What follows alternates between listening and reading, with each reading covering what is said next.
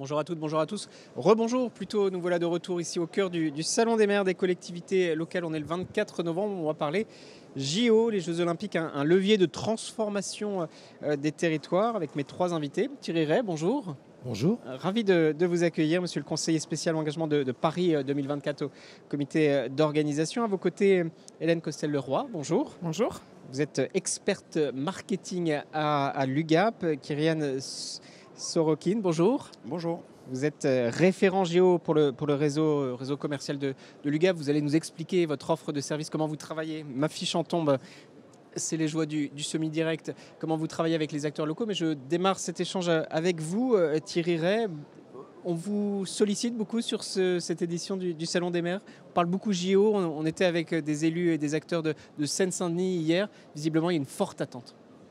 Oui, mais c'est pas seulement cette année, ça fait plusieurs éditions qu'on est présent sur ce Salon des maires. Et c'est très important pour nous, à Paris 2024, qui devront, d'ici 1 an et demi, livrer les Jeux Olympiques, ce qui est le plus grand événement du monde, effectivement, de se préparer à ce moment sur les Olympiques et les Paralympiques. Mais en amont de tout ça, ce qui nous importe aussi, c'est de mettre un peu plus de sport au cœur de cette société française. Et qui organise le sport en France ?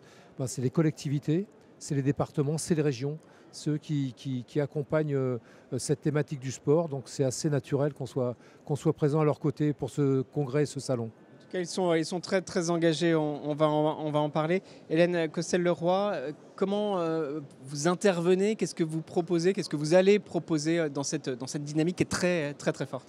Oui, alors en tant que partenaire des collectivités territoriales, l'UGAP s'est attaché à faciliter la vie des collectivités dans la préparation des Jeux Olympiques. Donc mes collègues du réseau commercial sont très à l'écoute des besoins de nos clients et à ce titre, on a également développé une boutique Cap sur les Jeux 2024 sur ugap.fr où là, on va pouvoir mettre en avant la totalité de l'offre UGAP autour des Jeux Olympiques.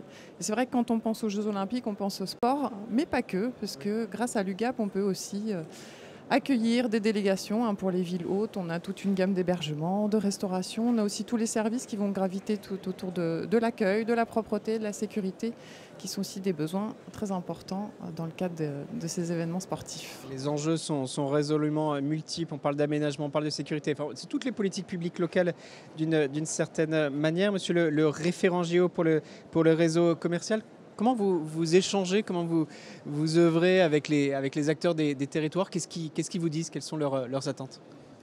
Alors je vais parler surtout pour l'Île-de-France, que je représente plutôt la partie francilienne, étant rattaché à cette délégation-là.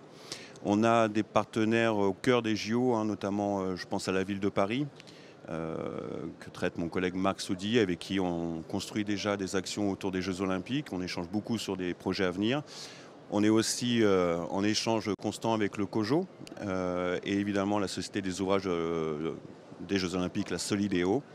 Et puis pour ma part, j'ai également l'Agence nationale du sport et je pourrais en parler peut-être dans un second temps sur un dispositif bien spécifique. Donc on a déjà, je dirais, ces entités majeures et au cœur des Jeux Olympiques avec qui on travaille déjà. Et puis on a à travers le dispositif que tout le monde connaît bien, des labels Terre de Jeux, un travail de cartographie, d'identification des collectivités qui sont recensées dans ce dispositif-là et d'aller à leur rencontre pour leur proposer toute notre offre de service qui est extrêmement large, avec près de 3400 marchés qui leur sont disponibles.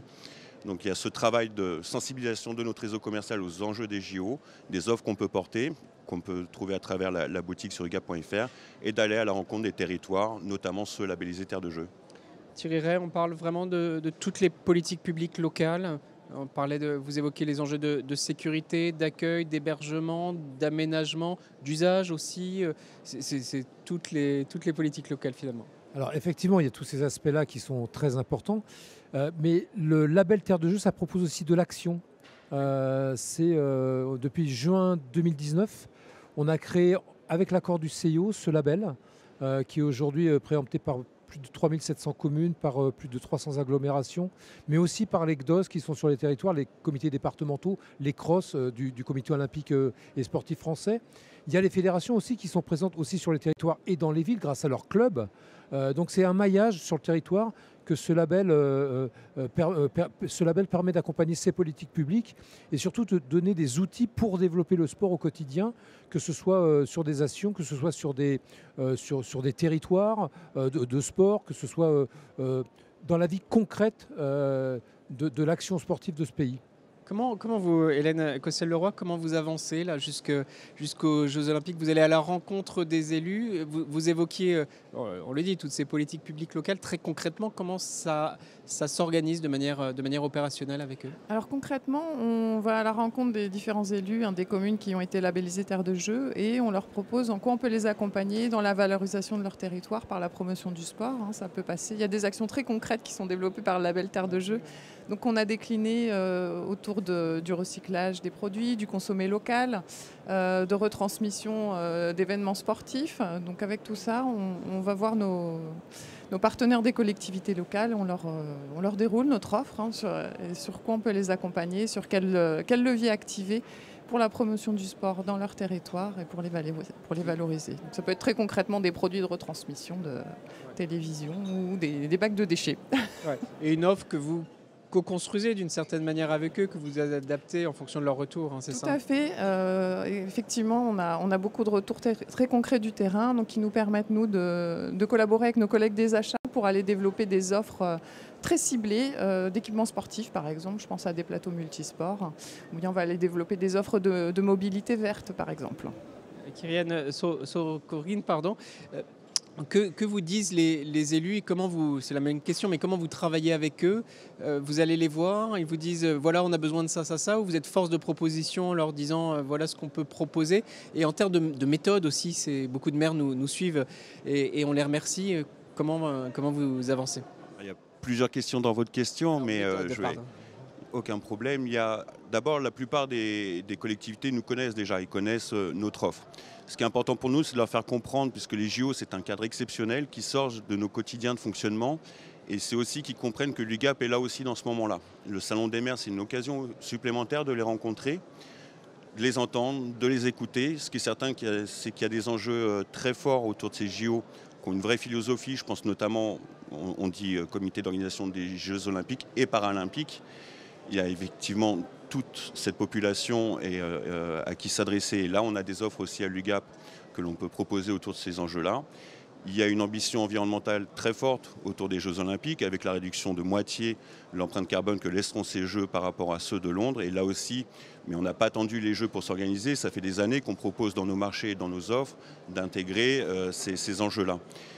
Ça, c'est des éléments qui sont récurrents dans les attentes que peuvent nous faire remonter les communes, c'est-à-dire de faire des jeux utiles avant, pendant et après, en prenant en compte ces enjeux-là. Et nos offres, pas toutes, parce que tout se construit encore et encore, c'est toujours des sujets sur lesquels il y a toujours plus à faire, que ce soit l'environnement et le handicap.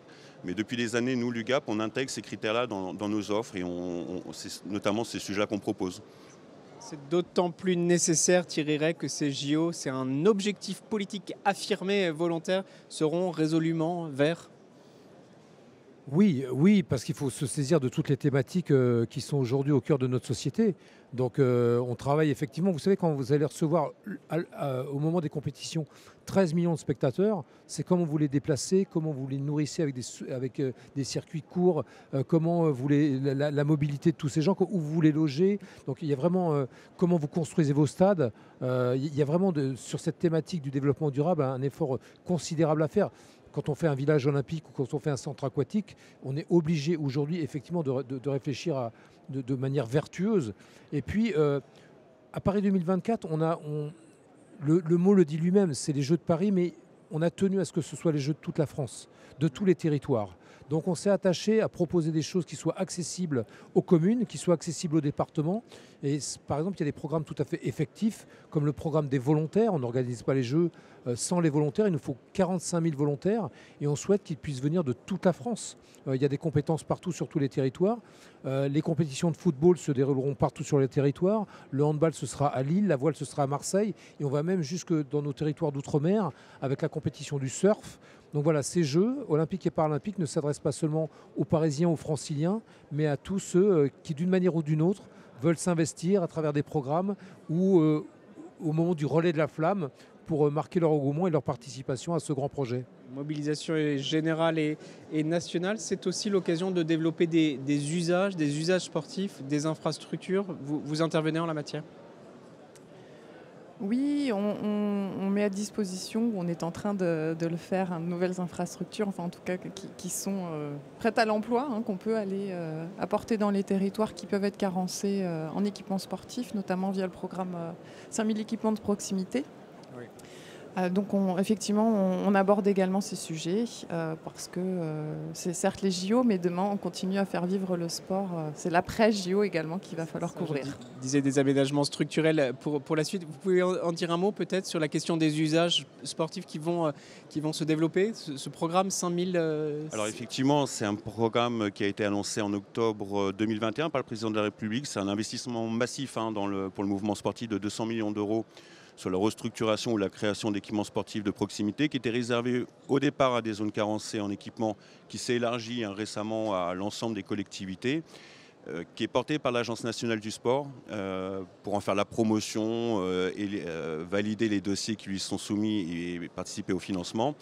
On est en veille au niveau de l'UGAP sur ces enjeux-là parce que les équipements de proximité dans les territoires, ça va être un exemple d'outil supplémentaire de transformation. Historiquement, on n'a pas ces offres-là à l'UGAP, mais on y travaille depuis 1 an maintenant. On échange avec l'Agence nationale du sport, on échange avec l'ANDES, l'Association nationale des élus en charge du sport, qui ont rédigé d'ailleurs les fiches techniques des équipements éligibles à ce dispositif-là. Et on travaille déjà avec nos achats, sans dévoiler encore toutes les offres qui vont bientôt paraître sur ces thématiques d'équipements sportifs. Mais à nouveau, on souhaite pas construire des offres pour se faire plaisir, mais pour répondre à des besoins de nos clients, voir où seront les enjeux, les attentes et comment on peut accompagner ça à travers nos offres. On rejoint la méthode que vous évoquiez en proximité, en co-construction. Je me permets peut-être de préciser qu'en matière de proximité, l'UGAP, c'est 25 agences à peu près, pour arrondir les chiffres, réparties sur le territoire, ce qui nous permet d'être vraiment en écho sur cette notion de proximité et d'avoir des relais locaux pour répondre aux besoins clients. Et d'être connecté aux atouts, aux contraintes des territoires, notamment ceux qui sont carencés en pratique ou en équipement sportif. Dernière question à tous les trois. Les JO 2024, c'est demain, enfin après-demain, mais c'est très, très rapide. Dans votre réflexion, dans ce que vous construisez, vous l'inscrivez aussi dans l'après 2024, parce que ce sont des équipements très, très structurels dans un contexte budgétaire assez compliqué. Donc vous capitalisez pour la suite. Les Jeux olympiques et paralympiques, les Jeux olympiques, le démarrage, c'est dans 610 jours. Le 26 juillet 2024, ça va passer très vite. Alors, nous, on a fait un guide qui est accessible très prochainement sur notre site et que les maires n'hésitent pas et leurs élus n'hésitent pas à aller télécharger et voir les bonnes pratiques qui se font et qui sont tout à fait accessibles. Et puis, évidemment, vous en parliez, c'est qu'est-ce qui restera post-jeu. Donc on a un comité olympique sportif français, on a des fédérations, on a un ministère et on a une agence qui continueront à vivre après Paris 2024 et on a des programmes. On souhaite que Terre de Jeux continue une longue et belle vie post-olympique. Merci d'être venu témoigner, Thierry Ray. Ça continuera évidemment après 2024 et ces JO sont un élément puissant de transformation des territoires de manière très structurelle sur la durée. Oui, l'idée aussi derrière tout ça, c'est de donner une seconde vie aux équipements et aux objets qui auront été mobilisés dans le cadre des Jeux olympiques et paralympiques. Donc il y a une réflexion qui est menée actuellement, notamment avec le COJO, pour voir ce que vont devenir ces produits, ces services à la fin des Jeux. Oui, vous pensez à l'après 2024 ? Évidemment, je pense que les Jeux olympiques, j'aime bien cette expression de dire qu'il faut faire des circonstances, des opportunités. Et je pense que pour tout le monde, ces Jeux olympiques vont être un accélérateur sur un très grand nombre de sujets. On les a évoqués, les sujets du handicap, les sujets de jeux propres et d'environnement. Ça va pousser à de nouvelles pratiques. Même le monde industriel est déjà en train de réfléchir à ceux qui vont délivrer les jeux, comment ils vont les délivrer de manière propre, comment on change les habitudes, comment on consomme autrement. C'est quelques exemples de valeurs que nous, au niveau de l'UGAP, on partage dans la construction de nos offres sur les aspects économiques, environnementaux, sociétaux, les enjeux de transformation et puis un enjeu aussi qui est de plus en plus sensible et qui mobilise tout le monde, c'est ce qu'on appelle la résilience des territoires. Donc sur tous ces enjeux-là, en amont, pendant et après, l'UGAP sera présent auprès de ses clients.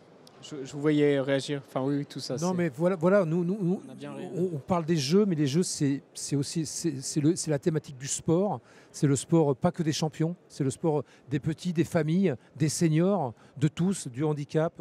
On travaille donc sur tous ces sujets et les jeux doivent servir d'être plus inclusifs et de mettre plus de sport au cœur de notre société. Ça sert d'abord à ça. Et il y a une attente très forte des maires et des élus. Merci à tous les trois. Je cite, disponible en ligne peut-être Ça sera dans quelques jours disponible en ligne. Et là, c'est disponible pour les maires qui nous suivent. S'ils viennent là, aux portes de Versailles, on a un joli stand où ils peuvent le prendre. Bon, on est en fin de... Oui, vous... C'est un guide très concret, comme ce que fait depuis le début sur les labels Terre de Jeux. C'est vraiment des exemples de mise en pratique. Donc voilà, c'est pas de la théorie, c'est des exemples concrets que tout le monde peut s'approprier. Vous faites un bon teasing. Peut-être la régie... Ah voilà, je vois donc le guide des initiatives locales, Terre de Jeux 2024, les territoires au cœur des JO de Paris, en ligne incessamment sous Très peu. prochainement. Voilà. Merci à tous les trois pour cet échange Merci beaucoup. très pertinent. Vous toutes et vous tous qui nous regardez, vous pouvez retrouver sur les supports de l'UGAP et d'acteurs publics télé tous nos échanges réalisés ici du 22 au 24 novembre au cœur du Salon des maires et des collectivités locales. À très vite.